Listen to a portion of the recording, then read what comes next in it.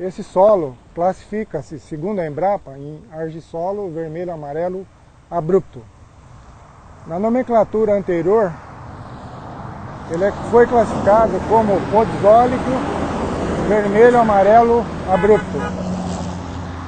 A principal característica dele é a grande contraste de cor do horizonte A mais escuro por causa da matéria orgânica, um horizonte bem claro, chamado de E, eluvial, devido à grande concentração de areia. Ele é eluvial e claro porque a argila migrou para o horizonte B, ficou a fração grosseira, que é o quartzo. O quartzo é um mineral branco, claro.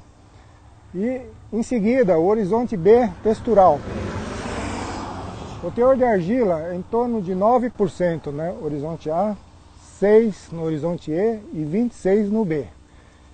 Então essa grande diferença de argila é responsável por representar um B textural. E todo solo com B textural, nessas condições, classifica-se como argissolo. Argissolo, então, a nível de ordem, a cor dele é vermelho amarelada, então argissolo vermelho amarelo. E quimicamente ele tem alta saturação por alumínio, ele é álico. Na paisagem ele ocorre num relevo movimentado, da mesma forma que o nitossolo. A diferença é que a rocha de origem é o arenito e não o basalto. Esse solo tem a potencialidade de ter no horizonte B como um reservatório de água. E observe que mais ou menos a 60 centímetros em média ocorre o horizonte B. Para a cana-de-açúcar, esse solo representa um ambiente de produção favorável, porque ele retém água e disponibiliza água por muitos dias. É necessário saber em que profundidade ocorre o horizonte B. Para a cana-de-açúcar, essa profundidade até que é quase que ideal. Melhor seria se o B fosse um pouquinho mais para o alto. Às vezes, encontramos argissolo que o B começa a 1 metro, 1,20 m. Então, para a cana-de-açúcar já não é interessante, mas para citros já é outra planta. Conforme a planta, esse pote de água, chamado de horizonte B, a profundidade dele é importante.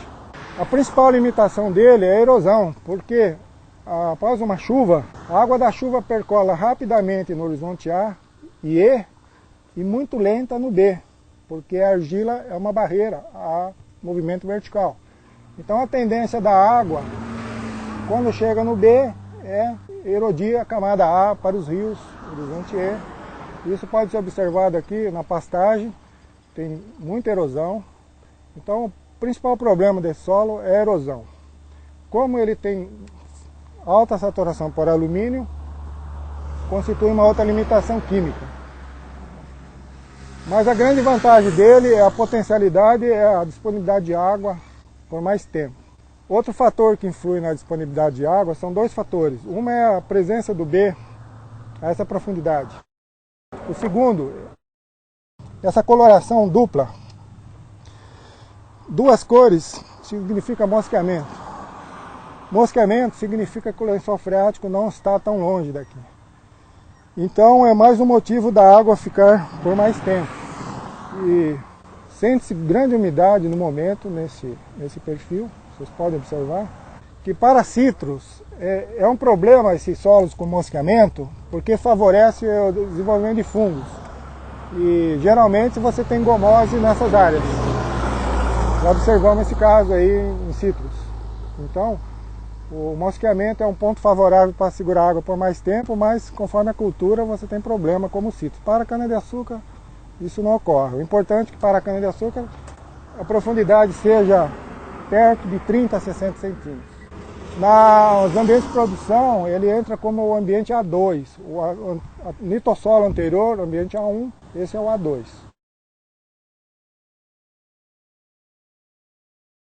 Na zona de redução, o ferro 2, quando o lençol freático subiu, ele tapou os poros e o ferro ficou na forma bivalente. Depois, o lençol freático no passado rebaixou, o ferro, aí o oxigênio ocupou o espaço poroso, o ferro ficou na forma trivalente, então oscilou vários lençóis, várias vezes o lençol subindo e descendo, as cores devido à oscilação. Trivalente quando numa condição aeróbica e anaeróbica cinza. Existem argissolos que o horizonte B ele está aflorando, se a erosão levou tudo. Ele ocorre a 20 centímetros, então é importante saber qual é a planta que você tem para procurar aproveitar a potencialidade da presença do B em que profundidade.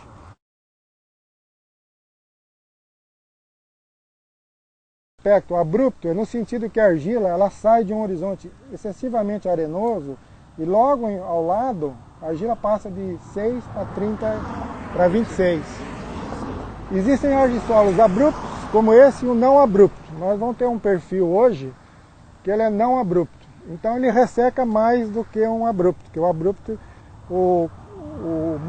a porosidade não é igual no ar com o E. Então a água fica, quando ela evapora, ela para no B, não continua. No latossolo isso não ocorre, como a argila é igual, os poros são iguais se não compactou, a água escapa. O litossolo já tem sua estrutura em bloco prismática que não deixa escapar.